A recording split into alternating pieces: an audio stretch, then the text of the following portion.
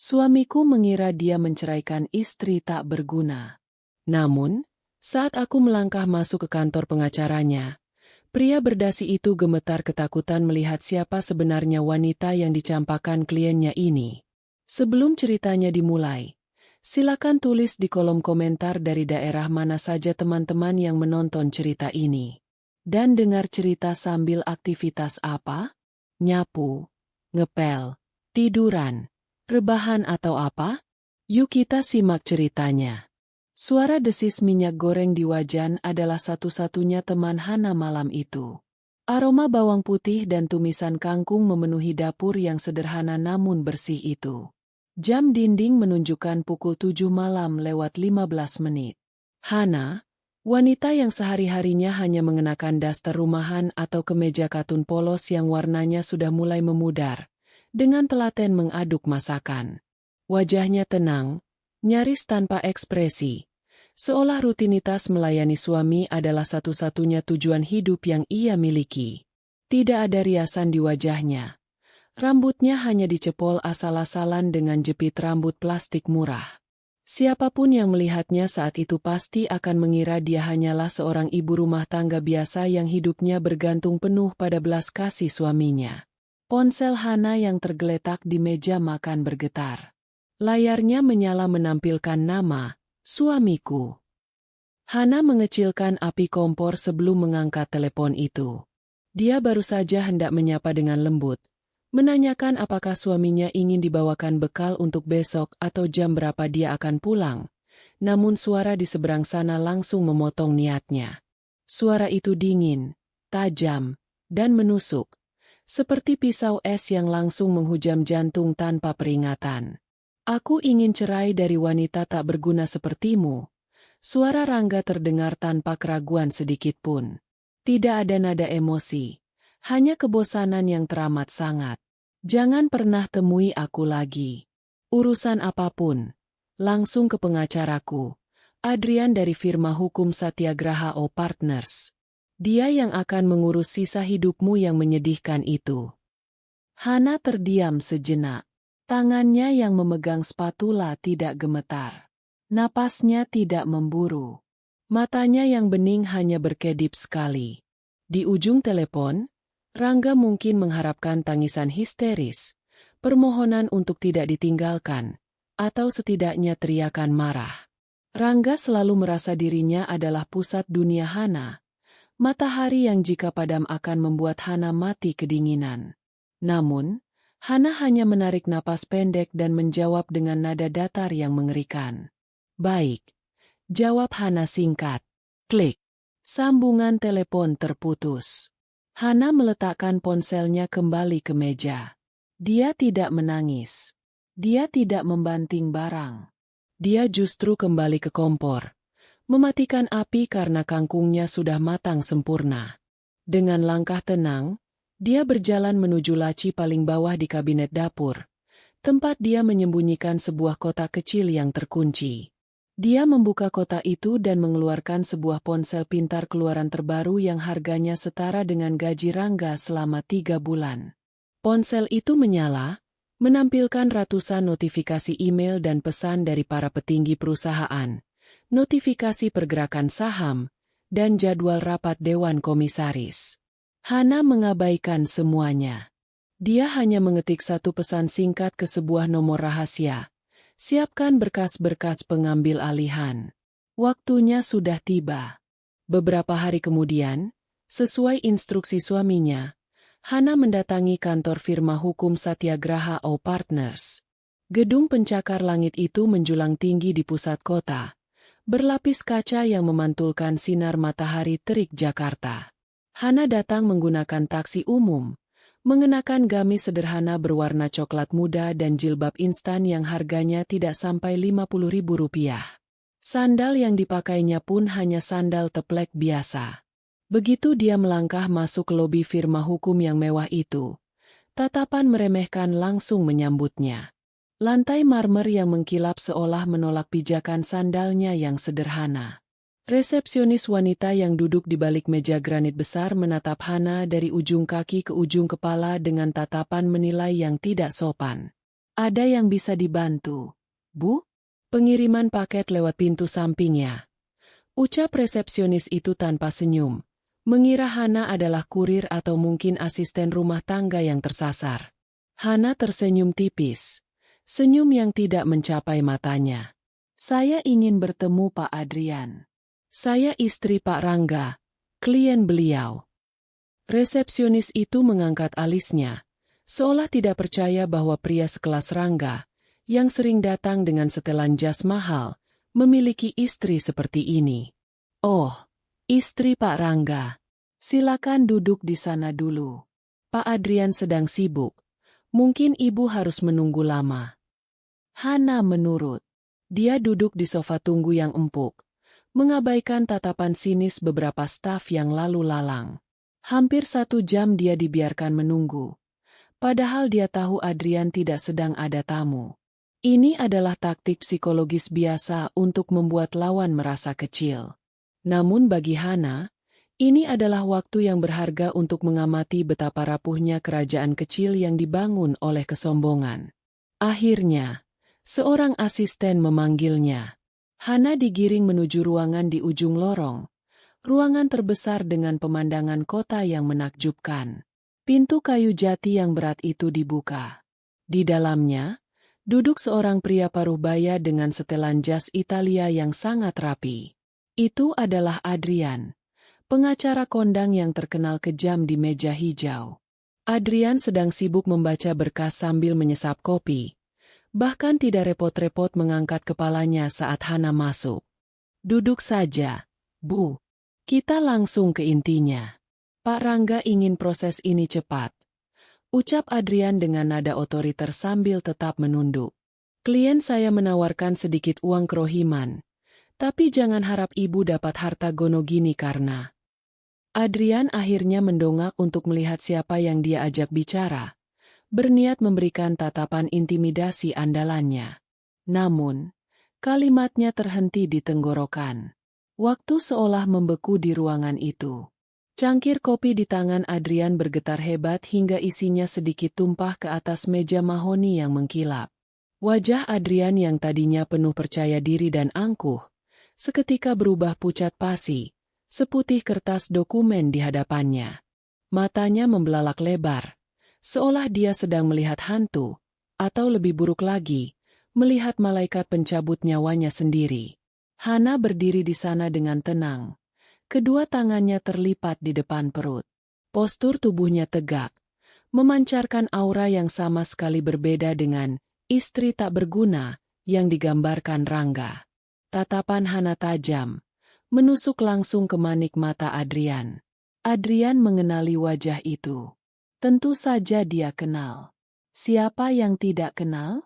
Meskipun wanita di depannya berpakaian seperti rakyat jelata, struktur wajahnya, tatapan matanya, dan aura kekuasaan yang menguar darinya tidak bisa disembunyikan dari seseorang yang tahu seluk-beluk dunia bisnis tingkat atas. Pria itu spontan berdiri dari kursi kebesarannya. Kakinya lemas. Tangannya gemetar hebat saat dia mencoba menaruh cangkir kopinya. Suaranya tercekat, hilang ditelan ketakutan yang mendadak menyerang ulu hatinya. Ibu. Adrian tergagap. Lidahnya keluh. Dia ingin memanggil gelar kehormatan wanita itu, ibu komisaris utama, atau mungkin ibu pemilik, tapi otaknya mengalami korsleting karena syok. Bagaimana mungkin? Bagaimana mungkin istri dari Rangga, karyawan level menengah yang sombong itu, adalah dia? Wanita yang memegang saham mayoritas di firma hukum tempat Adrian bekerja, sekaligus pemilik dari perusahaan investasi raksasa tempat Rangga mengais rezeki. Hana meletakkan jari telunjuknya di bibir. Sebuah isyarat halus namun tegas menyuruh Adrian untuk diam dan tidak membocorkan identitasnya. Senyum tipis tersungging di bibir Hana, bukan senyum ramah, melainkan senyum dingin seorang ratu yang sedang melihat bawahan yang ketakutan. Duduklah, Adrian, kata Hana pelan. Suaranya lembut, tapi memiliki bobot perintah yang mutlak.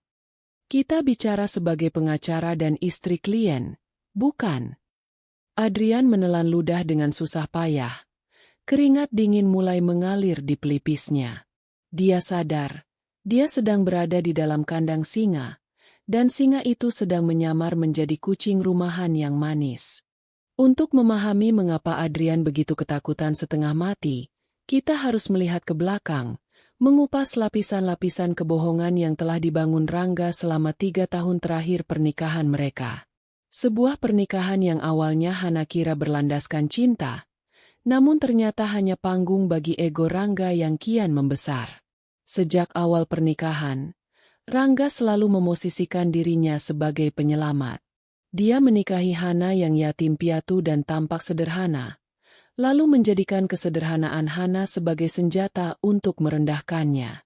Setiap kali Rangga pulang kerja, dia akan membawa serta aura kesombongan yang menyesakkan dada. "Kamu beruntung aku nikahi, Han," ucap Rangga suatu malam, sekitar 2 tahun yang lalu. Saat itu mereka sedang makan malam. Rangga baru saja melempar tas kerjanya ke sofa, sementara Hana dengan sigap membawakan segelas air dingin. "Lihat teman-temanku, istrinya model, sosialita, pebisnis. Sedangkan aku memilih kamu yang cuma bisa masak dan beberes rumah. Itu karena aku baik. Aku tidak menuntut kamu jadi pintar, cukup jadi penurut." Hana saat itu hanya menunduk, menyendokkan nasi ke piring suaminya. Dalam hati, Hana ingin tertawa keras. Dia ingin berteriak bahwa dialah yang diam-diam membayar cicilan rumah ini lewat transfer anonim, karena gaji Rangga sebenarnya sudah habis untuk gaya hidupnya yang sok parlente. Namun, Hana menahannya. Dia mencintai Rangga, atau setidaknya, dia mencintai bayangan tentang siapa Rangga dulu saat mereka pertama bertemu. Hana berpikir, mungkin jika dia bersabar, Rangga akan berubah. Kebohongan terbesar Rangga dimulai 6 bulan lalu. Malam itu, Rangga pulang dengan membawa 1 buket bunga besar dan sebotol wine murah. Wajahnya berseri-seri, senyumnya lebar hingga ke telinga. "Sayang, kita harus merayakan ini," seru Rangga sambil mengangkat gelasnya tinggi-tinggi. "Ada apa, Mas?" tanya Hana, berpura-pura antusias. "Aku baru saja dipromosikan." Rangga membusungkan dadanya. "Aku diangkat menjadi partner di perusahaan." "Bayangkan, Han, partner. Itu artinya aku sekarang setara dengan para bos. Gajiku naik 3 kali lipat. Bonusku bisa buat beli mobil baru tiap bulan." Hana tersenyum. Dia tahu itu bohong. Siang harinya, Hana baru saja membaca laporan HRD yang dikirimkan oleh asisten pribadinya, Indira. Rangga memang naik jabatan, tapi hanya sebagai senior manager, bukan partner. Dan kenaikan gajinya tidak sebesar itu. Namun, Hana memilih untuk diam. Dia ingin melihat sejauh mana suaminya akan membual.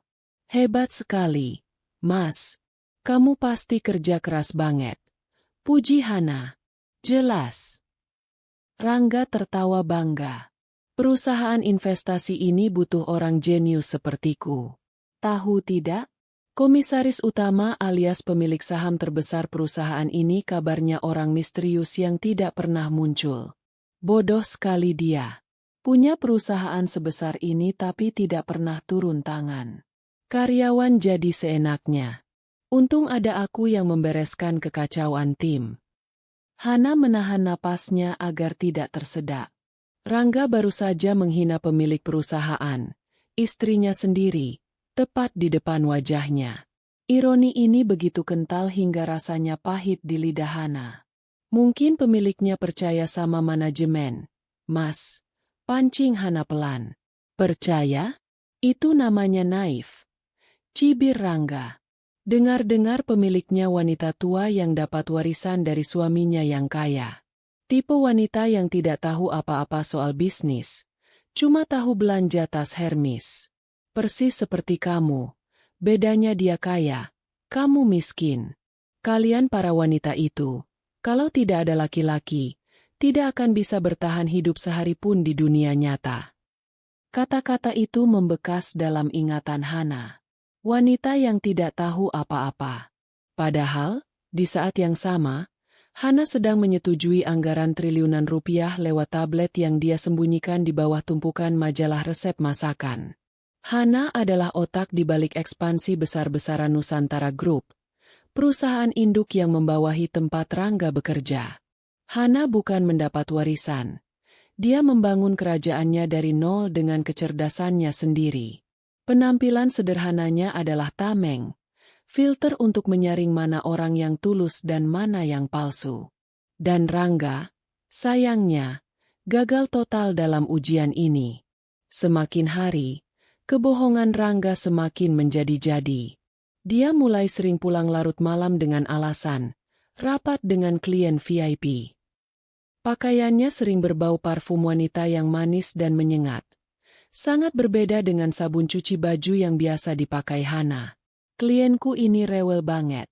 Han, wanita karir yang sukses, cantik, berkelas. Beda level lah sama kamu. Ujar Rangga suatu pagi sambil mematut diri di cermin, menyemprotkan parfum mahal yang dia beli entah pakai uang siapa. Namanya Bella. Dia head of marketing di perusahaan rekanan. Pintar, wangi, nyambung kalau diajak ngobrol bisnis.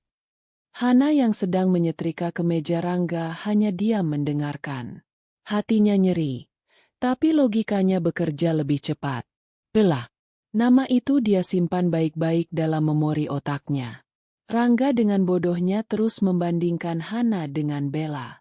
Kamu embok ya dandan sedikit. Kritik Rangga sambil melihat Hana yang berkeringat usai mengepel lantai. Malu aku kalau teman kantor main ke sini lihat istriku kucel begini. Lihat Bella. Jam 6 pagi sudah glowing. Siap menaklukkan dunia. Kamu jam segini masih bau bawang. Hana tidak menjawab. Dia hanya menatap punggung Rangga yang berjalan keluar rumah dengan angkuh. Rangga tidak tahu bahwa bau bawang itu adalah bau pengorbanan seorang istri yang berusaha menjaga rumah tetap hangat. Dan Rangga juga tidak tahu bahwa di balik daster kucel itu tersimpan kekuatan yang bisa menghancurkan karir, reputasi, dan masa depan Rangga hanya dengan satu jentikan jari. Puncak dari latar belakang pengkhianatan ini adalah masalah keuangan. Rangga mulai membatasi uang belanja Hana dengan alasan investasi masa depan. Mulai bulan ini, jatah belanja aku potong 50%, kata Rangga tegas. Aku mau investasi di saham perusahaan. Kamu harus belajar hemat. Jangan boros beli. Entahlah, apa yang biasa kamu beli? Ikan asin. Padahal, Hana tahu persis kemana uang itu pergi. Lewat akses perbankan yang dia miliki. Karena Hana juga memiliki saham di bank tempat Rangga menabung, dia bisa melihat mutasi rekening Rangga. Uang itu tidak diinvestasikan. Uang itu mengalir deras ke butik-butik mewah, restoran bintang 5, dan toko perhiasan. Semuanya untuk Bella. Rangga menggunakan uang rumah tangga mereka. Bahkan diam-diam mengambil dari tabungan darurat yang dulu pernah disetorkan Hana di awal pernikahan, untuk membiayai gaya hidup selingkuhannya. Dan yang paling menyakitkan, Rangga melakukan semua itu sambil terus mencuci otak Hana bahwa Hanalah beban finansial dalam keluarga ini. Kalau bukan karena aku pintar cari uang, kita sudah jadi gelandangan, Han. Jadi sadar dirilah. Kalimat itu menjadi mantra harian Rangga. Saat itu, di ruang tamu yang sunyi setelah Rangga pergi bekerja, Hana menatap nanar ke arah foto pernikahan mereka yang masih terpajang di dinding. Kaca bingkainya sedikit berdebu. Nikmatilah masa-masa terakhir kejayaanmu, Mas. Bisik Hana pada foto itu. Karena sebentar lagi, kamu akan tahu rasanya menjadi orang yang benar-benar tak berguna. Pengkhianatan ini bukan hanya soal perselingkuhan fisik. Ini adalah pengkhianatan terhadap martabat. Rangga telah menginjak-injak harga diri Hana, memanipulasi kebenaran, dan merampok kepercayaan yang diberikan padanya. Dan kini, di kantor pengacara Adrian, Saat Hana duduk berhadapan dengan pria yang ketakutan itu, semua memori pahit itu menjadi bahan bakar yang sempurna. Hana tidak butuh belas kasihan Adrian. Dia hanya butuh Adrian menjadi alat untuk memulai permainan catur yang sesungguhnya. Permainan di mana ratu akan memakan pion yang berkhianat. Seminggu sebelum panggilan telepon yang menghancurkan pernikahan itu terjadi, suasana di rumah Hana terasa ganjil. Udara siang itu panas dan lembab. Tipikal cuaca Jakarta yang membuat siapa saja merasa lengket dan tidak nyaman. Rangga sedang dinas luar kota, atau setidaknya itulah yang dia katakan pada Hana, selama 3 hari ke Bali. Rumah tipe 45 yang mereka tempati terasa begitu sunyi, hanya ditemani dengungan pelan dari kulkas tua di dapur dan suara kendaraan yang sesekali lewat di depan kompleks.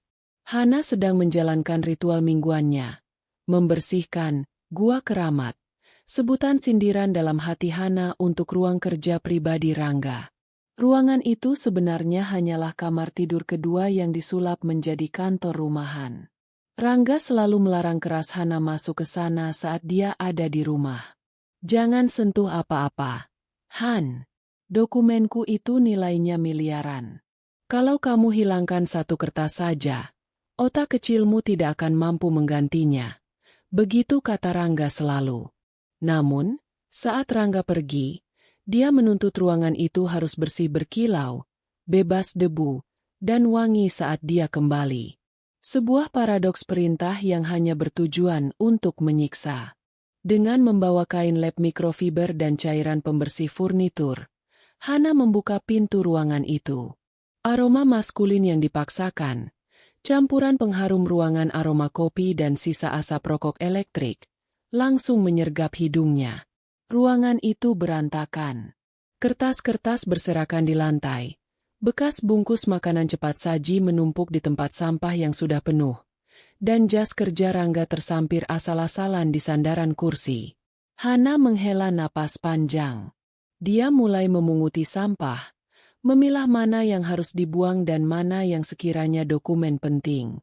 Gerakannya cekatan namun hati-hati.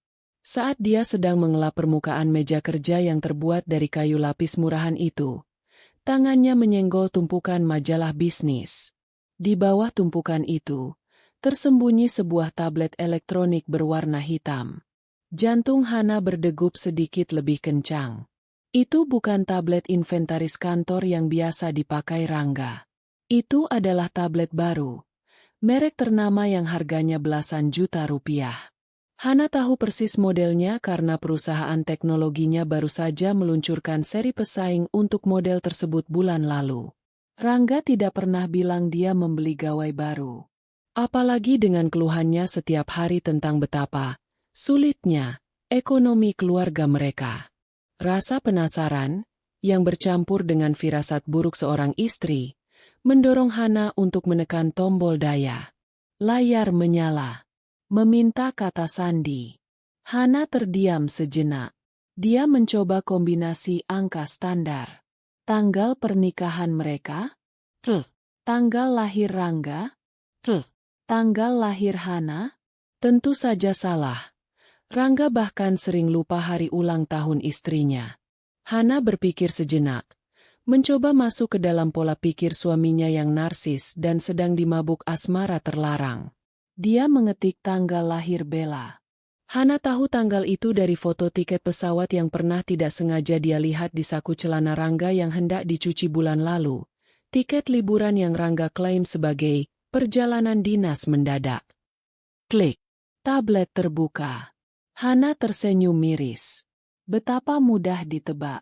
Seorang pria yang merasa dirinya jenius ternyata begitu ceroboh dalam menjaga privasinya. Atau mungkin Rangga memang tidak pernah merasa perlu waspada terhadap Hana, karena di matanya, Hana terlalu bodoh untuk bisa meretas masuk ke dalam kehidupan rahasianya. Hana membuka aplikasi pesan instan berwarna hijau. Nama kontak, My Future, disematkan di paling atas. Itu pasti Bella. Hana membuka percakapan mereka. Jarinya menggulir layar dengan cepat. Matanya merekam setiap kata, setiap kalimat, Setiap emotikon menjijikkan yang terpampang di sana. Sayang, si nenek lampir di rumah masak sop lagi. Bosan banget. Kapan ya aku bisa makan masakan restoran bintang 5 sama kamu tiap hari? Tulis Rangga. Sabar ya, Mas. Nanti kalau bonus dari proyek fiktif itu cair, kita beli rumah baru. Tinggalin aja dia. Biar dia balik jadi gembel. Balas Bella. Hana membaca itu tanpa air mata. Hatinya sudah membeku sejak lama. Namun, yang dia cari bukan sekadar bukti perselingkuhan. Perselingkuhan hanya akan membuat Rangga terlihat buruk secara moral, tapi tidak akan menghancurkannya secara hukum. Hana butuh senjata yang mematikan. Sesuatu yang bisa mencabut akar kesombongan Rangga sampai tuntas. Dia keluar dari aplikasi pesan dan membuka folder file. Di sana, dia menemukan deretan dokumen berformat spreadsheet dengan nama-nama yang mencurigakan, rekap dana taktis, alokasi hantu, dan portofolio Bella. Mata Hana menyipit.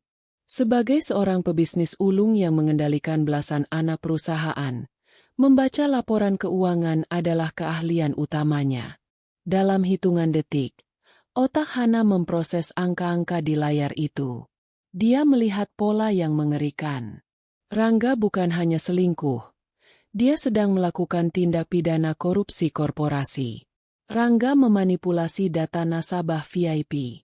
Dia memindahkan dana nasabah ke rekening penampungan sementara yang seolah-olah terlihat sebagai instrumen investasi risiko tinggi yang mengalami kerugian pasar. Padahal, uang itu ditarik tunai dan dipindahkan ke rekening pribadi atas nama Bella. Angkanya fantastis. 5 miliar rupiah dalam kurun waktu 6 bulan. Bodoh, desis Hana pelan. Kau bermain api di lumbung mesiu, Rangga. Hana membuka detail dokumen, portofolio Bella. Di sana terlampir bukti pembelian 1 unit apartemen mewah di kawasan Jakarta Selatan, pembelian 1 unit mobil sedan Eropa, dan tagihan kartu kredit yang nilainya ratusan juta. Semua dibayar menggunakan uang hasil penggelapan dana nasabah.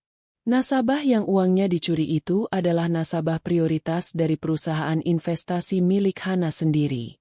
Ini adalah ironi yang paling konyol. Rangga mencuri uang dari perusahaan istrinya untuk membiayai wanita lain, sambil menghina istrinya miskin. Hana segera bertindak. Dia tidak bisa mengirim file ini lewat email karena jejak digitalnya bisa terlacak di server kantor Rangga jika dia tidak hati-hati. Hana berlari kecil ke kamarnya, mengambil flash disk enkripsi tinggi dari tas rahasianya. Dia kembali ke ruang kerja, menancapkan flash disk itu ke tablet via adaptor yang kebetulan tergeletak di meja. Proses penyalinan data berjalan. Bilah persentase bergerak lambat. 10%. 30%. Hana mendengar suara motor berhenti di depan pagar rumah. Jantungnya berhenti berdetak sesaat. Apakah Rangga pulang lebih awal? Hana mengintip dari balik tirai jendela. Itu hanya tukang paket. Dia menghembuskan napas lega. Kembali menatap layar tablet. 80%. 90%. Selesai. Hana mencabut flash disk itu dan menyimpannya di saku daster. Dia kemudian dengan hati-hati menghapus jejak recen files di tablet Rangga, agar tidak terlihat baru saja dibuka. Dia meletakkan kembali tablet itu persis di posisi semula, di bawah tumpukan majalah, dengan sudut kemiringan yang sama. Dia bahkan menyapukan sedikit debu dari lantai ke atas layar tablet itu agar terlihat belum disentuh sama sekali. Setelah itu, Hana melanjutkan menyapu lantai dengan tenang. Di kepalanya, dia bukan lagi istri yang tersakiti. Dia adalah seorang jaksa penuntut umum yang baru saja menemukan bukti kunci untuk memvonis mati terdakwa. Saat dia menemukan senjata ini, Hana menyadari satu hal.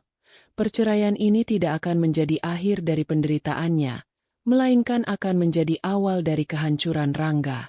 Rangga berpikir dia memegang kendali karena dia yang meminta cerai. Dia tidak tahu bahwa Hana sudah memegang lehernya, dan tinggal menunggu waktu yang tepat untuk mencekiknya. Sore harinya, Hana duduk di teras sambil menyesap teh tawar hangat. Dia menatap langit yang mulai jingga. Di saku dasternya, flash disk itu terasa berat, seolah berisi bom waktu. Dan memang benar, itu adalah bom yang akan meledakkan seluruh kehidupan palsu Rangga dan Bella. Nikmatilah selingkuhanmu, Mas. Gumam Hana pada angin sore. Karena sebentar lagi, kamu akan butuh pengacara yang jauh lebih hebat dari sekadar Adrian untuk menyelamatkanmu dari penjara. Kembali ke masa kini, di dalam ruangan berpendingin udara yang mewah di lantai 30 gedung firma hukum Satyagraha O Partners. Suasana hening mencekam masih menyelimuti ruangan itu. Adrian, pengacara yang biasanya garang bagai singa lapar, kini duduk di ujung kursinya seperti anak sekolah yang ketahuan menyontek. Keringat dingin sebesar biji jagung terlihat jelas menetes dari pelipisnya, membasahi kerah kemeja mahalnya yang kini terasa mencekik.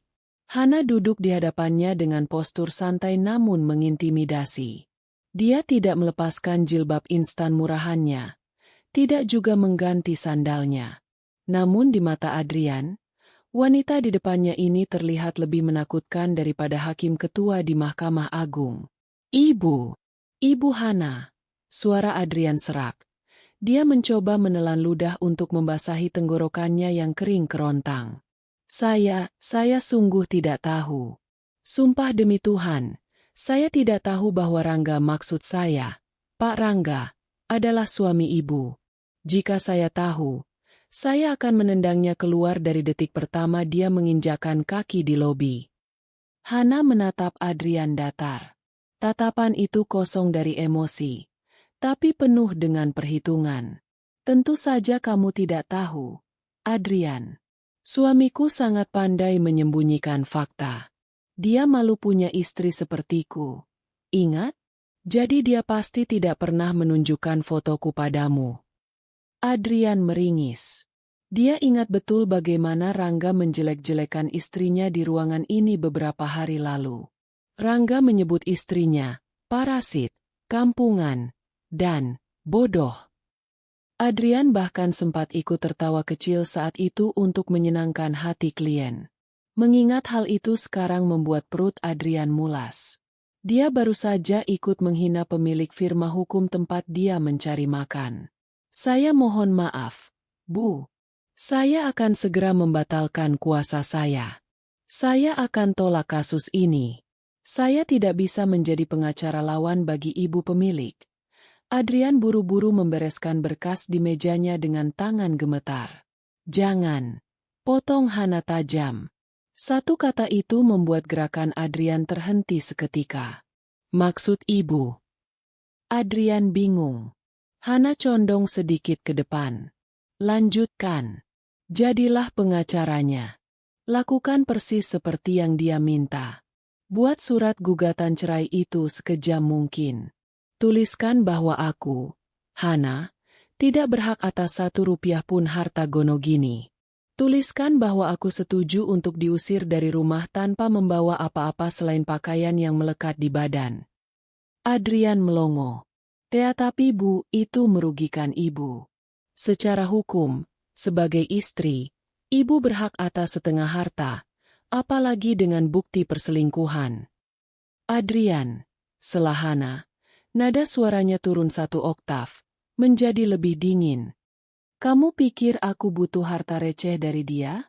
Uang yang dia banggakan itu bahkan tidak cukup untuk membayar biaya perawatan taman di rumah utamaku. Adrian terdiam. Benar juga. Kekayaan Hana mungkin ribuan kali lipat dari apa yang dimiliki Rangga. Aku ingin dia merasa menang, lanjut Hana, matanya berkilat licik. Aku ingin dia merasa di atas angin. Biarkan dia dan wanita itu tertawa lebar minggu ini. Biarkan mereka merayakan kemenangan semu mereka. Karena semakin tinggi mereka terbang, semakin sakit rasanya saat aku hempaskan ke tanah. Hana mengeluarkan ponsel mahalnya dari dalam tas kain lusuh yang dia bawa. Dia menekan 1 tombol speed dial. Panggilan itu langsung tersambung dalam dering pertama. Halo, Bu Hana. Ada perintah? Suara tegas seorang wanita terdengar dari loudspeaker yang sengaja dinyalakan Hana. Itu adalah suara Indira, kepala operasional sekaligus tangan kanan kepercayaan Hana. Indira, siapkan tim audit internal. Level merah. Perintah Hana. Di seberang telepon, Indira terdengar menahan napas sejenak. Level merah? Itu berarti pembekuan aset dan investigasi pidana menyeluruh. Bu, targetnya siapa? Rangga. Divisi investasi prioritas. Dan selidiki aliran dana ke pihak ketiga bernama Bella. Ucap Hana tanpa keraguan. Dimengerti. Kapan eksekusinya, Bu? Hana melirik kalender di meja Adrian. Minggu depan. Hari Selasa. Jam 10 pagi. Tepat saat jadwal mediasi perceraian di kantor Adrian. Adrian yang mendengar percakapan itu merasa bulu kuduknya meremang. Level merah. Di dunia korporasi Nusantara Group. Itu adalah kode kiamat. Itu artinya tidak ada ampun. Tidak ada negosiasi. Target akan dihancurkan secara sistematis, dilucuti jabatannya, dibekukan asetnya, dan diseret ke penjara. Baik, Bu. Saya siapkan tim forensik digital dan tim legal korporat. Kami akan bergerak senyap sampai hari H. Jawab Indira profesional. Bagus. Oh, satu lagi, Indira. Pastikan Dewan Direksi tahu bahwa ini adalah perintah langsung dariku. Jika ada yang mencoba melindungi Rangga, masukkan mereka dalam daftar audit juga. Siap, Bu. Sambungan telepon terputus. Hana kembali menatap Adrian yang kini wajahnya semakin pucat, seolah darahnya habis terkuras.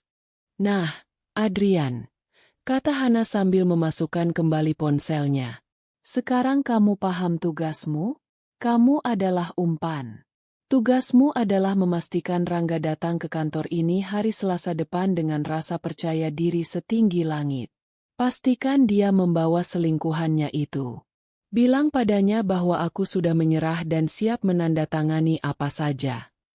Baik, Bu. Saya mengerti. Adrian mengangguk patah-patah. Dia tidak punya pilihan lain. Melawan perintah Hana berarti bunuh diri karir. Di kota ini, pengaruh Hana terlalu besar. Jika dia dipecat dari firma ini karena melawan pemilik, tidak akan ada firma hukum lain yang berani mempekerjakannya. Bagus. Hana berdiri. Dia merapikan gamisnya yang sedikit kusut. Kalau begitu, aku permisi. Aku harus pulang masak makan malam. Rangga paling benci kalau makan malam telat, walaupun dia jarang memakannya. Ironi dalam kalimat terakhir itu membuat Adrian ingin menangis. Wanita sekuat ini, yang baru saja memerintahkan penghancuran hidup seseorang lewat telepon, masih memikirkan peran sandiwaranya sebagai istri penurut. Mari saya antar sampai lobi, Bu. Adrian menawarkan diri, mencoba bersikap sopan. Tidak perlu. Tolak Hana tegas. Duduk di situ. Jangan sampai ada stafmu yang curiga melihat bos besar mereka mengantar klien miskin sepertiku. Ingat, Adrian. Satu kesalahan kecil, satu kebocoran informasi ke Rangga, maka namamu akan ada di baris pertama surat pemecatan. Hana berbalik dan berjalan keluar ruangan dengan langkah mantap. Punggungnya tegak. Saat dia membuka pintu, dia kembali memasang wajah polos dan sedikit menunduk, berubah kembali menjadi Hana si istri tak berguna di hadapan para staf yang lalu lalang. Adrian merosot di kursinya begitu pintu tertutup. Dia menatap langit-langit ruangannya. Napasnya memburu. Dia baru saja melihat sisi gelap dari kekuasaan. Dia merasa kasihan pada Rangga. Pria itu mengira dia sedang menceraikan seekor domba. Padahal dia baru saja membangunkan naga yang sedang tidur. Di luar gedung, Hana menghentikan sebuah taksi biru. Dia masuk ke dalamnya dan meminta sopir mengantarnya ke pasar tradisional. Mau belanja apa, Bu? Tanya sopir taksi ramah. Beli bahan untuk pesta, Pak. Jawab Hana sambil tersenyum misterius. Wah, ada syukurannya, Bu. Iya, Pak. Syukuran besar. Saya akan membuang sampah yang sudah lama membusuk di rumah saya. Hana melihat keluar jendela. Gedung-gedung tinggi Jakarta berlaluan. Rencana sudah disusun. Senjata sudah dikokang. Perangkap sudah dipasang.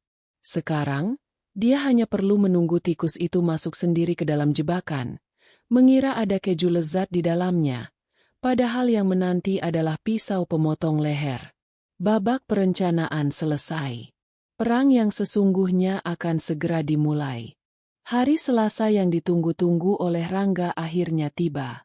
Matahari pagi bersinar cerah menembus tirai apartemen mewah yang baru disewanya untuk Bella 2 bulan lalu.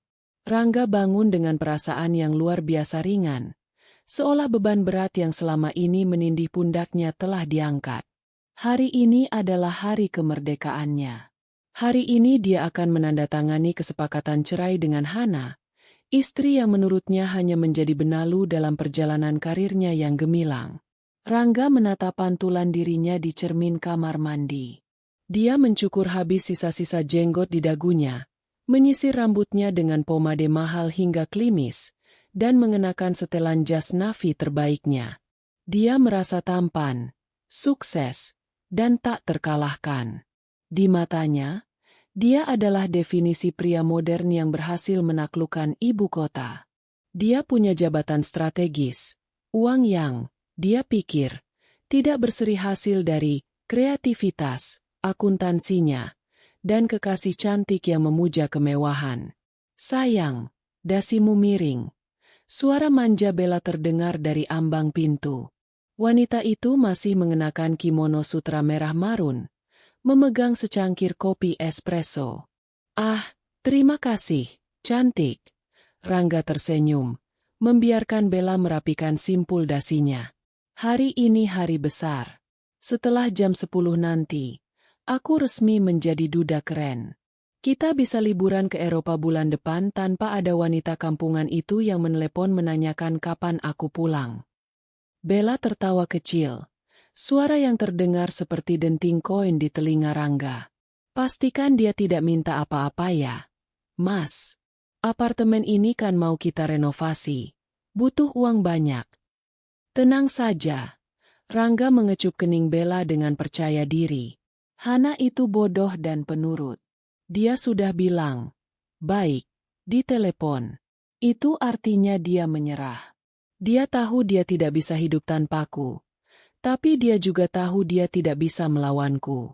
Dia pasti akan tanda tangan sambil menangis terseduh-seduh.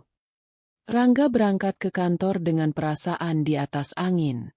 Dia mengendarai sedan hitamnya membelah kemacetan Jakarta, bersenandung mengikuti lagu di radio. Rencananya hari ini sederhana, mampir ke kantor sebentar untuk mengecek beberapa laporan tim, lalu pergi ke kantor pengacara Adrian untuk mediasi formalitas, dan sorenya merayakan kebebasannya dengan membuka botol champagne mahal. Namun, keganjilan mulai terasa begitu roda mobilnya menyentuh aspal pelataran gedung perkantoran elit tempatnya bekerja. Biasanya, satpam di gerbang depan akan hormat dan menyapanya dengan ramah. Pagi, Pak Bos. Tapi hari ini, satpam itu hanya menatap plat nomor mobil Rangga dengan tatapan dingin, lalu membuka palang pintu tanpa senyum sedikitpun. Rangga mengernyitkan dahi, merasa sedikit tersinggung, tapi dia menepisnya. Mungkin dia lagi sakit gigi, batin Rangga. Dia memarkir mobil di slot khusus, senior manager. Saat berjalan menuju lobi, dia berpapasan dengan beberapa rekan kerja dari divisi lain. Biasanya mereka akan berbasa-basi atau sekadar mengangguk hormat. Namun kali ini, mereka membuang muka. Beberapa bahkan terlihat berbisik-bisik sambil melirik ke arahnya dengan tatapan yang sulit diartikan. Campuran antara kasihan dan jijik. Perasaan tidak enak mulai merayap di tengkuk Rangga. Udara di lobi kantor yang biasanya sejuk mendadak terasa pengap. Dia berjalan menuju gate akses lift. Dia menempelkan kartu identitas karyawannya ke sensor. Beep! Lampu indikator menyala merah. Palang pintu tidak terbuka. Rangga mendengus kesal. Sialan, sistem error lagi, gerutunya. Dia mencoba menempelkan kartunya lagi. Sekali, 2 kali, 3 kali. Tetap merah. Suara biip penolakan itu terdengar nyaring di lobi yang hening, menarik perhatian orang-orang di sekitarnya. Pak Rangga? Seorang petugas keamanan senior menghampirinya. Wajahnya datar. Ini kenapa kartu saya tidak bisa? Kalian tidak becus merawat sistem ya? Bentak Rangga, menutupi rasa malunya dengan amarah. Maaf, Pak. Bisa lewat pintu samping? Ada pemeriksaan rutin. Jawab petugas itu kaku. Tidak ada lagi panggilan hormat yang berlebihan. Rangga mendengus kasar, lalu berjalan memutar lewat pintu manual. Dia masuk ke dalam lift, menekan tombol lantai 18. Jantungnya mulai berdegup sedikit lebih kencang tanpa alasan yang jelas. Firasatnya mengatakan ada yang salah, tapi egonya menolak mempercayainya. Aku ini aset perusahaan, pikirnya. Mungkin cuma kesalahan teknis. Begitu pintu lift terbuka di lantai 18, suasana divisi investasi terasa berbeda. Hening. Terlalu hening. Biasanya jam segini suara telepon berdering dan percakapan antar staf riuh terdengar. Tapi hari ini, semua orang duduk terpaku di depan komputer masing-masing. Tidak ada yang berani menatap mata Rangga saat dia berjalan melintasi ruangan menuju ruangannya di sudut. Rangga masuk ke ruangannya dan membanting pintu. Dia duduk di kursi kulitnya yang empuk, mencoba menenangkan diri. Dia menyalakan komputernya. Layar menyala, menampilkan logo perusahaan. Dia mengetik username dan password. Enter. Layar berkedip sebentar, lalu berubah menjadi hitam total dengan tulisan merah menyala di tengahnya. Akses ditolak. Akun dalam penyelidikan internal. Kode merah. Hubungi Dewan Komisaris. Mata Rangga membelalak. Napasnya tercekat.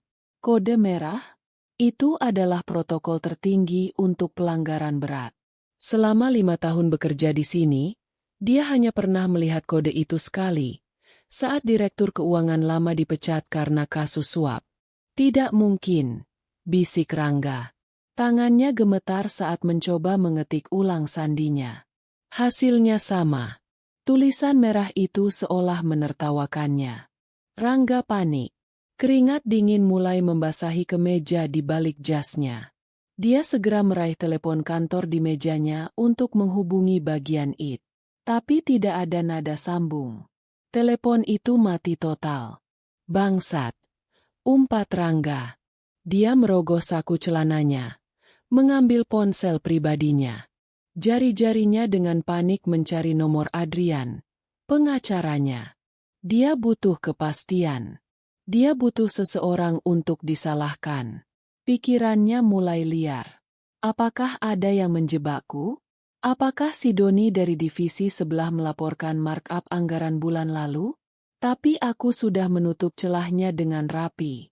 Sambungan telepon terhubung. Halo, Adrian.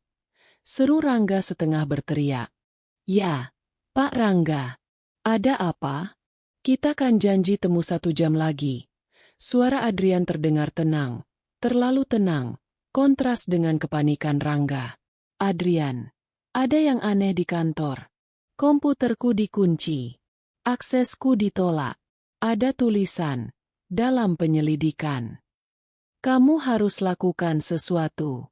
Tuntut mereka kalau mereka berani memecatku tanpa pesangon. Cerocos Rangga. Hening sejenak di seberang sana. Lalu Adrian menjawab dengan nada yang aneh. Seolah dia sedang berbicara dengan orang asing. Pak Rangga. Wewenang saya hanya mengurus perceraian Bapak dengan Ibu Hana. Masalah internal kantor Bapak. Itu di luar kontrak kita.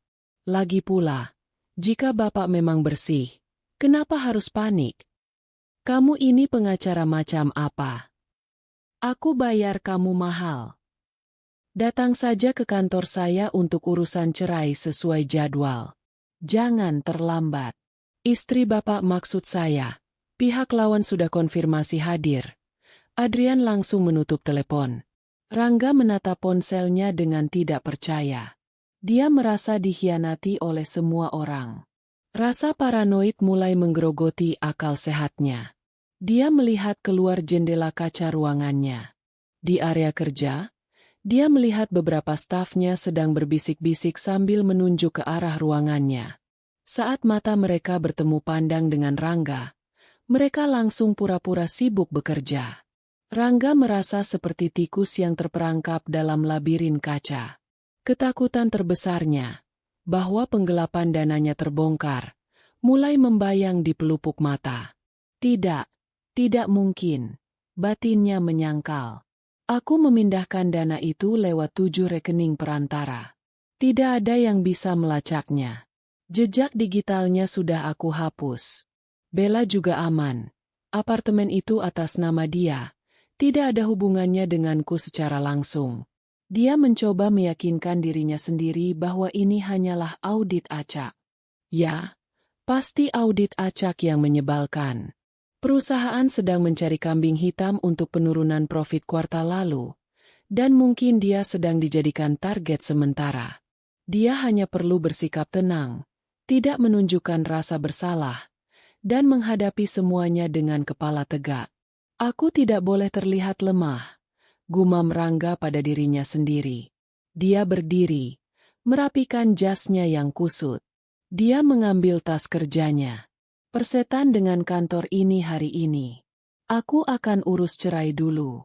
Setelah aku resmi cerai dan bebas dari Hana, aku akan punya energi untuk melawan manajemen bodoh ini. Rangga keluar dari ruangannya dengan langkah lebar. Mencoba terlihat marah alih-alih takut. Dia membanting pintu sekali lagi untuk efek dramatis. Saat dia berjalan keluar melewati deretan meja staf, dia berteriak lantang. Kalau sistem belum benar sampai siang nanti, saya potong gaji kalian semua bagian IT. Tidak ada yang menjawab. Keheningan itu justru makin mencekam. Rangga mempercepat langkahnya menuju lift. Ingin segera keluar dari gedung yang tiba-tiba terasa seperti penjara itu. Dia tidak sadar bahwa gedung itu memang penjara, dan sipirnya sedang menunggunya di tempat mediasi perceraian. Di dalam mobil menuju kantor Adrian, Rangga menelepon Bella. "Halo, sayang, kamu sudah siap?" tanya Rangga. Suaranya sedikit bergetar. "Sudah dong, aku sudah dandan cantik banget." "Kamu kenapa? Kok suaranya aneh?" "Nggak apa-apa. Cuma stres kerjaan sedikit. Kantor lagi error sistemnya. Aku jemput kamu sekarang. Kita ke kantor Adrian. Aku butuh kamu di sana. Aku mau Hana lihat betapa jauhnya perbedaan level antara kamu dan dia." Rangga membutuhkan validasi. Dia butuh merasa menang di satu sisi kehidupannya untuk menutupi keruntuhan di sisi lain.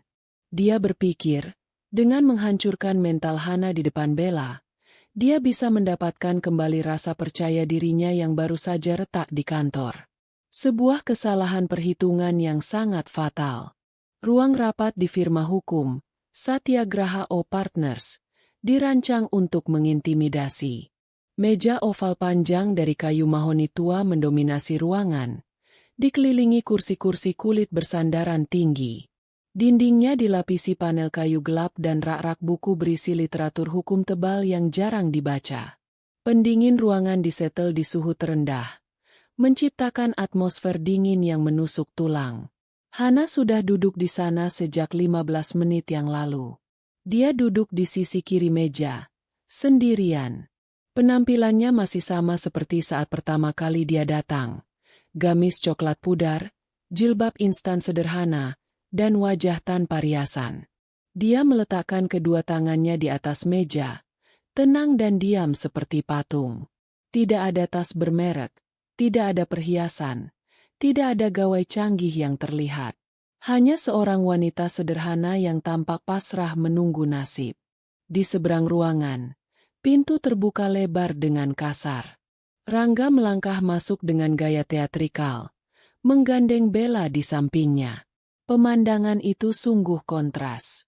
Rangga dengan setelan jas mahalnya, dan Bella yang mengenakan dress pendek selutut berwarna merah menyala, tas tangan branded yang mencolok, dan sepatu hak tinggi yang bunyinya tak memecah keheningan ruangan. Aroma parfum Bella yang menyengat langsung memenuhi udara, menutupi aroma pewangi ruangan yang lembut.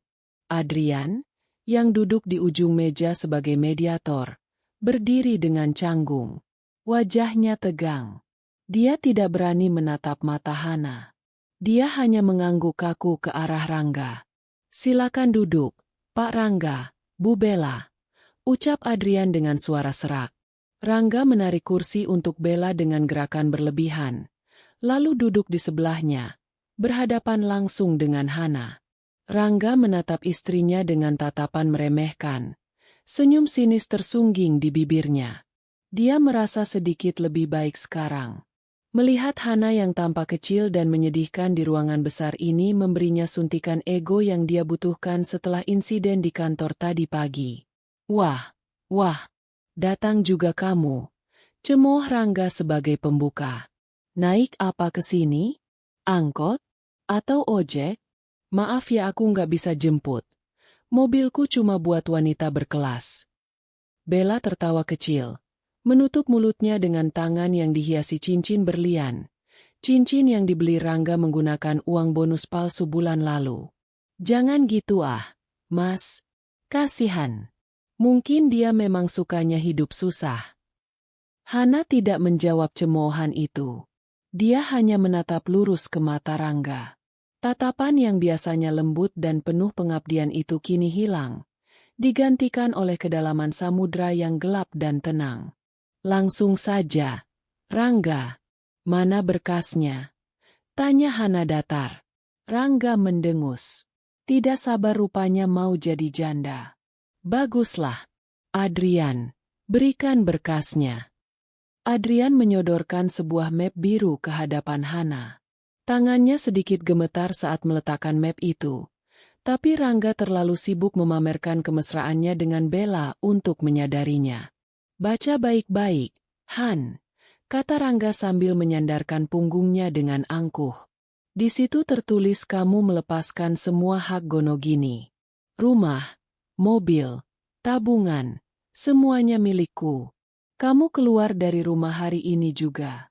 Baju-bajumu yang jelek itu sudah aku minta pembantu masukkan ke kardus di teras. Ambil dan pergi. Hana membuka map itu perlahan. Dia membaca poin-poin gugatan itu sekilas. Semuanya sangat merugikan dirinya. Sebuah perampokan legal yang dirancang oleh suaminya sendiri. Kamu yakin ini yang kamu mau, Rangga? Tanya Hana pelan. Matanya beralih menatap Bella sejenak. Lalu kembali ke Rangga. Kamu yakin mau membuang istri yang sudah menemanimu dari nol demi ini? Bella melotot. Jaga mulutmu ya. Ini punya nama. Dan aku jauh lebih bisa membahagiakan Rangga daripada kamu yang cuma bisa masak sop. Rangga tertawa. Sudahlah, Han. Jangan drama. Kamu itu nggak level sama Bella. Bella wanita karir, pintar, networkingnya luas. Dia bisa bantu karierku naik. Kalau sama kamu, karierku mentok. Kamu itu pembawa sial. Hana mengangguk pelan. Dia mengambil pulpen yang disediakan di atas meja. Baiklah, jika itu maumu, pembawa sial ini akan pergi. Rangga menyeringai lebar. Kemenangan sudah di depan mata. Dia membayangkan betapa bebasnya dia nanti malam. Namun, tepat saat ujung pulpen Hana menyentuh kertas, pintu ruang rapat terbuka lagi. Kali ini bukan dengan kasar, tapi dengan ketegasan yang berwibawa. 2 orang petugas keamanan berseragam safari hitam masuk lebih dulu, berdiri di sisi pintu. Kemudian, seorang wanita berusia 30-an dengan setelan blazer abu-abu yang sangat rapi dan kacamata berbingkai emas melangkah masuk. Di tangannya ada tumpukan dokumen tebal. Dia diikuti oleh dua orang pria yang membawa laptop dan peralatan rekam. Rangga terlonjak kaget. Dia mengenali wanita itu. Itu adalah Indira, Direktur Operasional Nusantara Group, perusahaan induk tempat anak perusahaan Rangga bernaung. Rangga pernah melihat Indira dari jauh saat acara gathering tahunan. Sosok yang sangat disegani dan ditakuti karena ketegasannya. Bu Indira. Rangga berdiri spontan, bingung dan panik. Ada apa ini? Kenapa ibu ada di sini? Ini urusan pribadi saya. Indira tidak menatap Rangga. Dia berjalan lurus ke arah Hana, lalu membungkuk hormat 90 derajat dengan sangat sopan. Selamat siang, Ibu Komisaris. Maaf saya terlambat 3 menit. Tim audit butuh waktu sedikit lebih lama untuk membongkar enkripsi di laptop tersangka. Rangga mematung. Otaknya blank. Ibu Komisaris? Siapa yang dia panggil Ibu Komisaris? Hana meletakkan pulpennya. Dia menyandarkan punggungnya ke kursi. Postur tubuhnya berubah total. Bahunya tegap, dagunya terangkat. Aura ibu rumah tangga yang lusuh menguap seketika, digantikan oleh aura penguasa yang mengerikan. Tidak apa-apa, Indira.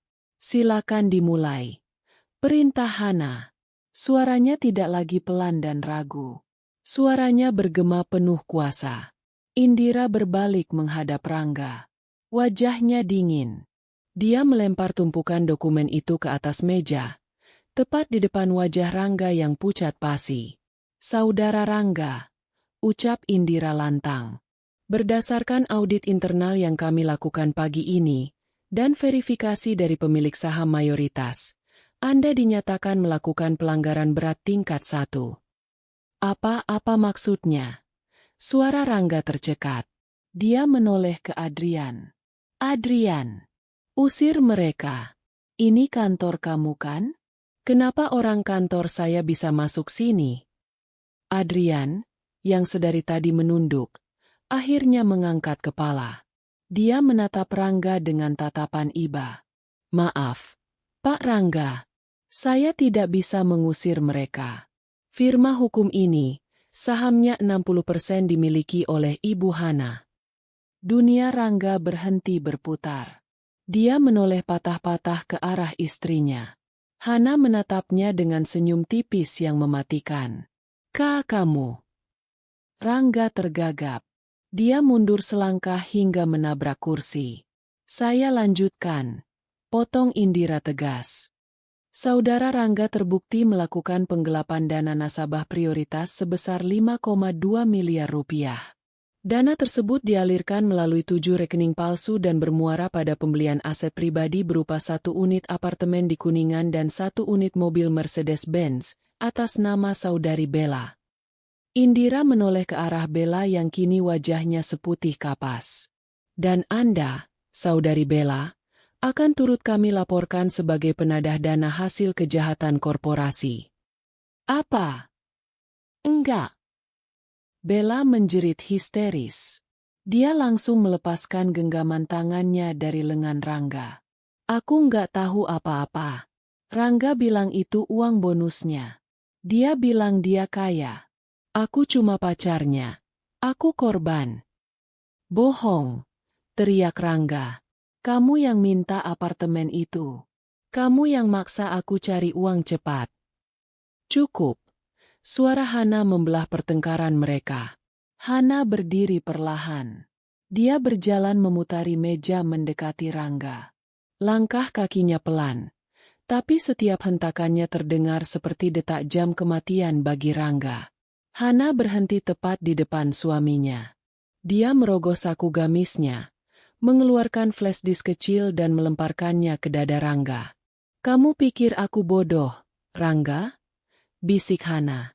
Kamu pikir karena aku diam di rumah, aku tidak tahu apa yang kamu lakukan? Aku tahu setiap rupiah yang kamu curi.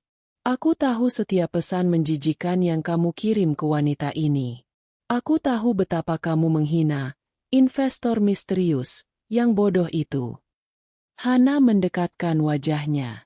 Investor bodoh itu adalah aku. Suamimu yang kau sebut tak berguna ini. Perusahaan tempatmu bekerja. Tempatmu merasa hebat dan sombong. Itu milikku. Aku yang memberimu jabatan. Aku yang memberimu gaji. Dan aku pula yang sekarang akan mengambil semuanya kembali. Rangga gemetar hebat. Kakinya tidak kuat menopang tubuhnya. Dia jatuh berlutut di lantai karpet yang tebal. Matanya berkaca-kaca. Campuran antara teror dan ketidakpercayaan. Wanita yang selama ini dia injak-injak, ternyata adalah raksasa yang menopang dunianya. Hana. Rangga mencoba meraih ujung gamis Hana. Maafkan aku hilaf, aku cuma. Hana mundur selangkah, menghindari sentuhan Rangga seolah tangan suaminya adalah penyakit menular. Indira, panggil Hana dingin. Ya, Bu. Tunjukkan bukti terakhir. Biar dia sadar posisinya. Indira membuka laptopnya, memutar layar ke arah Rangga. Di sana terpampang rekaman CCTV ruang kerja Rangga di rumah. Terlihat jelas Hana masuk, menyalin data, dan keluar. Kamu diawasi di kantor, dan kamu diawasi di rumah, kata Hana. Tidak ada satu detik pun dalam hidupmu yang luput dari pantauanku sejak kamu mulai berbohong. Hana kembali duduk di kursinya, mengambil pulpen yang tadi dia letakkan. Dia mencoret draft surat cerai buatan Adrian dengan tanda silang besar, lalu melemparnya ke lantai. Aku tidak akan menandatangani sampah ini, kata Hana. Adrian, keluarkan berkas yang sudah kusiapkan. Adrian dengan sigap mengeluarkan map merah dari laci mejanya. Ini gugatan cerai dariku, kata Hana. Dengan bukti pidana ini, aku bukan hanya menceraikanmu. Aku akan memiskinkanmu. Kamu akan keluar dari ruangan ini tanpa jabatan, tanpa uang, dan dengan status tersangka. Polisi sudah menunggu di lobi bawah. Bella, yang menyadari situasi sudah tamat, mengambil tasnya dan mencoba kabur. Aku mau pulang. Aku nggak mau ikut campur. Tahan dia. Perintah Indira pada security. Polisi juga butuh keterangan Anda, Nona Bella. Apartemen dan mobil Anda sudah disita per jam 10 pagi ini. Bella menjerit frustrasi, menangis meraung-raung menyalahkan Rangga. Sementara Rangga hanya bisa menunduk, menatap lantai. Air matanya menetes sia-sia. Kesombongannya hancur lebur menjadi debu. Dia melihat Hana, wanita yang dulu dia anggap beban. Kini terlihat bercahaya dan tak tersentuh di singgasananya. Kamu bilang urusan apapun langsung ke pengacaramu, kan? Tanya Hana sinis. Nah, sekarang bicaralah pada pengacaraku tentang berapa tahun kamu akan membusuk di penjara. Suasana di dalam ruang rapat firma hukum itu berubah menjadi panggung eksekusi mental bagi Rangga. Pintu ruangan yang terbuka lebar kini dipenuhi oleh petugas berseragam polisi yang masuk dengan langkah tegap. Suara sepatu bot mereka yang beradu dengan lantai marmer terdengar seperti detak jam yang menghitung mundur sisa kebebasan Rangga. Di belakang mereka, beberapa staf kantor Adrian mengintip dengan wajah penasaran dan ketakutan, menyaksikan drama jatuhnya seorang pria sombong yang baru saja masuk dengan dagu terangkat tinggi. Saudara Rangga dan saudari Bella, ucap seorang perwira polisi dengan nada datar namun tegas. Dia menunjukkan surat perintah penangkapan yang berlambang kepolisian. Kami memiliki surat perintah penahanan atas dugaan tindak pidana penggelapan dana korporasi, pemalsuan dokumen keuangan, dan pencucian uang. Kalian berdua harus ikut ke kantor polisi sekarang untuk pemeriksaan lebih lanjut. Rangga mundur teratur hingga punggungnya menabrak dinding dingin ruang rapat. Wajahnya yang tadinya pucat kini berubah menjadi abu-abu, seolah darah telah berhenti mengalir di tubuhnya. Dia menggelengkan kepala berulang kali, matanya membelalak liar menatap polisi, lalu menatap Adrian, dan terakhir menatap Hana yang masih duduk tenang di kursinya. Ini pasti salah paham, Pak. Saya manajer senior. Saya punya reputasi. Seru Rangga dengan suara pecah. Dia menunjuk-nunjuk ke arah Hana dengan tangan gemetar. Wanita ini menjebak saya. Dia cuma istri rumah tangga. Dia tidak tahu apa-apa soal bisnis. Dia memalsukan bukti itu. Polisi itu tidak menggubris racauan Rangga. Dengan gerakan cepat dan terlatih, dia menarik tangan Rangga ke belakang punggung. Bunyi klik logam yang dingin dan tajam terdengar saat borgol dipasangkan di pergelangan tangan Rangga. Sensasi dingin besi itu menyadarkan Rangga bahwa ini bukan mimpi buruk yang akan berakhir saat dia bangun. Ini adalah kenyataan pahit yang harus dia telan. Sementara itu, di sudut ruangan, Bella menjerit histeris saat seorang polisi wanita memegang lengannya. "Lepaskan! Aku tidak salah. Rangga yang mentransfer uang itu. Aku cuma terima. Aku tidak tahu uang itu curian. Mas Rangga, bilang sama mereka aku tidak salah." Bella meronta-ronta. Make up tebalnya mulai luntur oleh air mata dan keringat. Wanita yang beberapa menit lalu merasa dirinya ratu dunia, yang memandang rendah Hana karena pakaiannya yang sederhana, kini tampak jauh lebih menyedihkan daripada pengemis di jalanan. Gaun merah mahalnya kusut, rambutnya acak-acakan, dan martabatnya hancur seketika. Hana berdiri perlahan dari kursinya. Dia berjalan mendekati Rangga yang kini sudah tidak berdaya dalam cengkeraman polisi. Hana menatap suaminya, bukan, mantan suaminya, dengan tatapan yang sulit diartikan. Tidak ada kebencian yang meledak-ledak, hanya ada rasa kasihan yang dingin, seolah dia sedang melihat serangga yang sekarat karena ulahnya sendiri. "Kamu bilang reputasi?"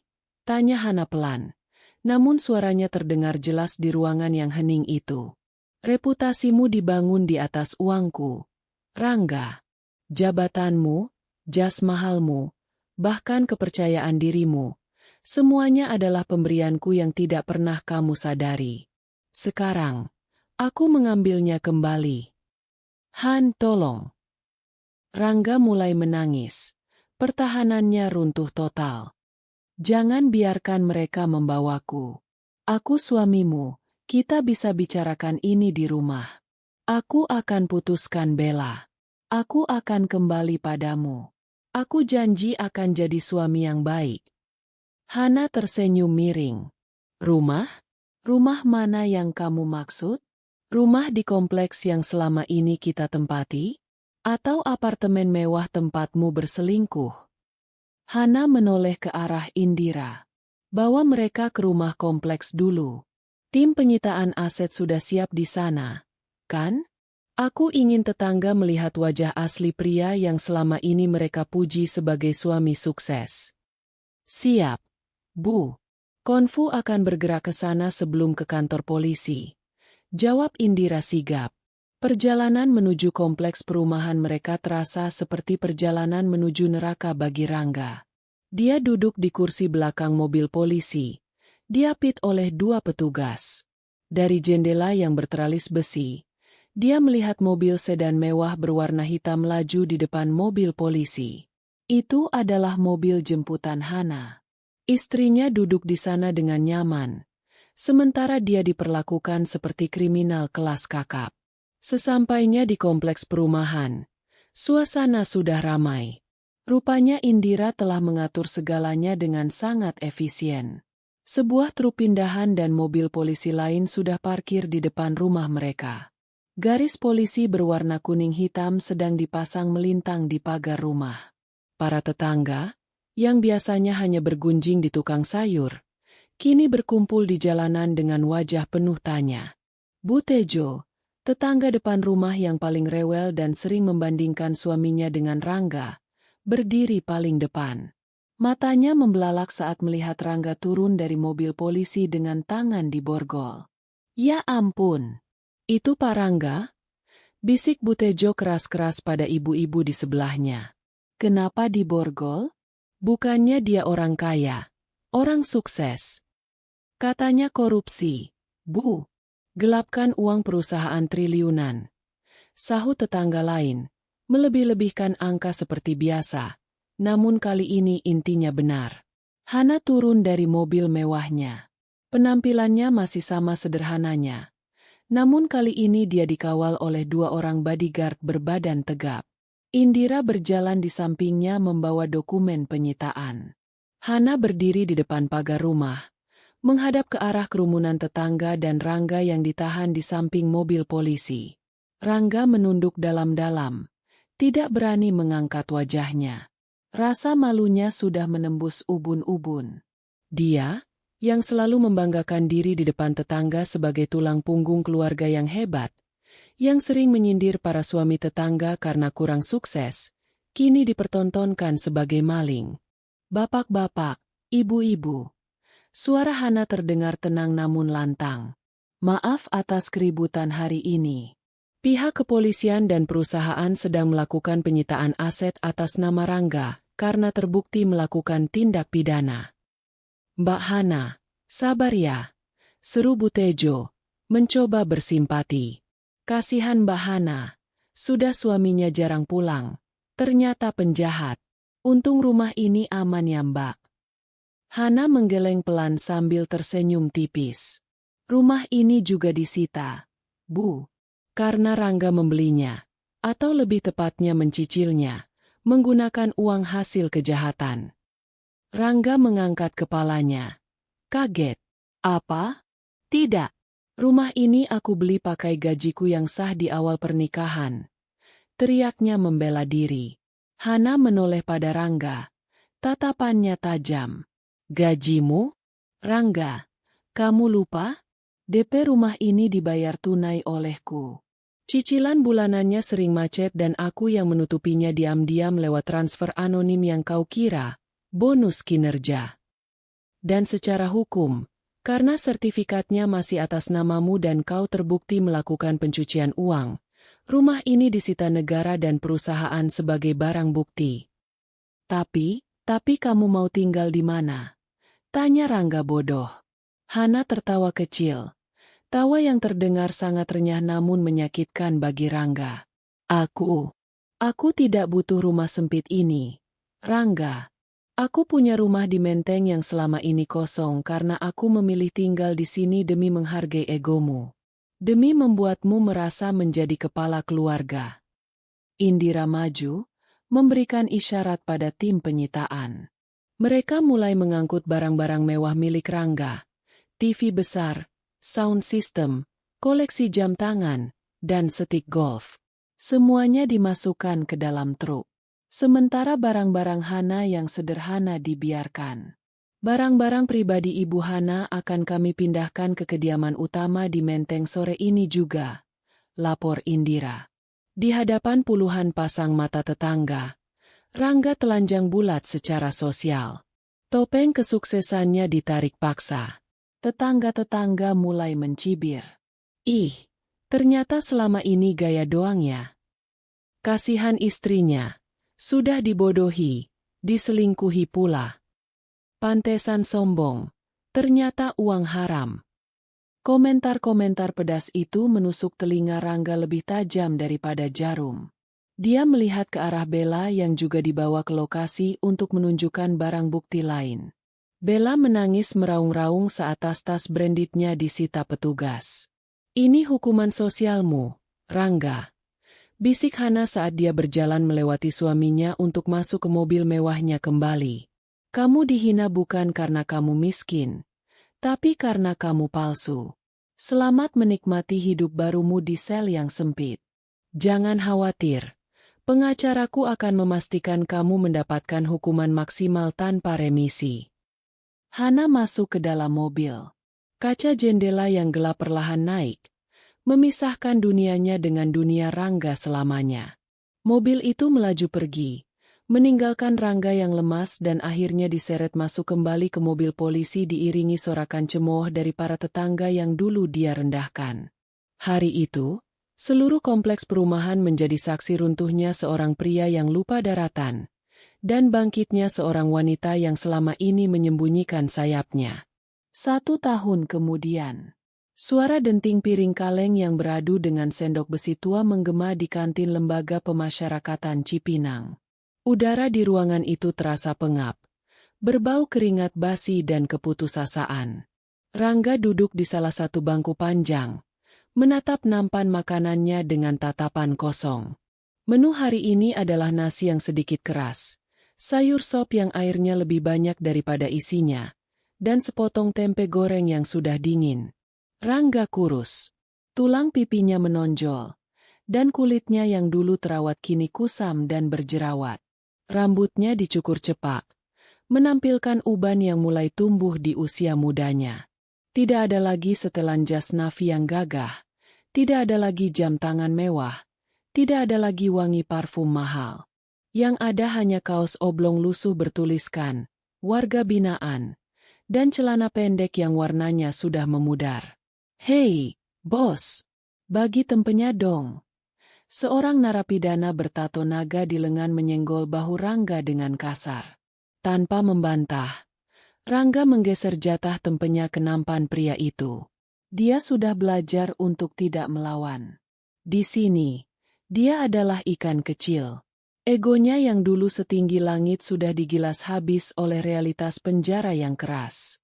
Dulu dia merasa sebagai raja di kantornya, memecat orang sesuka hati, menghina istrinya semau perutnya. Sekarang, dia bahkan tidak punya kuasa atas tempe goreng miliknya sendiri. Sambil mengunyah nasi yang terasa seperti kerikil, Rangga menatap ke arah televisi tabung yang tergantung di sudut kantin, dilindungi oleh kerangkeng besi. Siaran berita siang sedang berlangsung. Biasanya para narapidana tidak peduli, tapi judul berita yang berjalan di bagian bawah layar membuat jantung Rangga berhenti berdetak sejenak. Hana Pratiwi, CEO Nusantara Group, dinobatkan sebagai Businesswoman of the Year dan meluncurkan yayasan bantuan hukum untuk wanita teraniaya. Layar televisi menampilkan wajah wanita yang sangat Rangga kenal. Namun, wanita di layar itu tampak berbeda. Hana terlihat anggun dan bercahaya. Dia mengenakan blazer putih elegan. Rambutnya tertutup jilbab sutra bermotif modern yang indah. Wajahnya dipoles make-up natural yang memancarkan kewibawaan dan kecerdasan. Dia sedang tersenyum ke arah kamera, memegang sebuah piala kristal, dikelilingi oleh para menteri dan pengusaha top negeri ini. Reporter berita mewawancarai Hana. Suara Hana terdengar jernih dan tegas keluar dari speaker televisi yang sember. "Kunci kesuksesan saya adalah kejujuran dan ketahanan," ucap Hana di layar kaca. "Saya pernah berada di titik di mana saya diremehkan, dianggap tidak berguna, bahkan oleh orang terdekat saya. Tapi saya belajar bahwa nilai seorang wanita tidak ditentukan oleh penilaian laki-laki, melainkan oleh kemampuannya untuk bangkit dan memimpin. Yayasan ini saya dedikasikan untuk para wanita yang sedang berjuang melawan ketidakadilan dalam rumah tangga." Rangga merasakan matanya memanas. Air mata penyesalan menetes jatuh ke dalam supnya yang hambar. Ingatan tentang Hana yang dulu memasakkan makanan enak untuknya, yang menyetrika bajunya dengan rapi, yang menyambutnya pulang dengan senyum tulus, kini menghantuinya setiap malam. Dia membuang berlian demi memungut batu kerikil. Dan sekarang, batu kerikil itu, Bella, bahkan tidak pernah menjenguknya sekalipun. Bella divonis 2 tahun penjara di rutan wanita. Dan kabar terakhir yang Rangga dengar, wanita itu sudah menikah lagi dengan sesama narapidana kasus narkoba. "Itu bini lu dulu kan, Rangga?" tanya narapidana bertato tadi sambil menunjuk TV dengan dagunya. "Gila, cakep bener. Kaya raya lagi. Kok bisa lu cerain wanita sekelas Dewi begitu demi cewek matre? Bego banget lu." Rangga tidak menjawab. Dia hanya menunduk, menelan kepahitannya sendiri. Kata, "bego," itu masih terlalu halus untuk menggambarkan dirinya. Sementara itu, di lantai 45 gedung pencakar langit Nusantara Tower, Hana berdiri menatap pemandangan kota Jakarta dari dinding kaca ruang kerjanya yang luas. Ruangan itu jauh lebih mewah daripada kantor Adrian, dengan desain minimalis modern yang menenangkan. Pintu ruangan diketuk pelan. Indira masuk membawa jadwal harian. "Bu Hana, Rapat akuisisi dengan perusahaan teknologi dijadwalkan 10 menit lagi. Dan Pak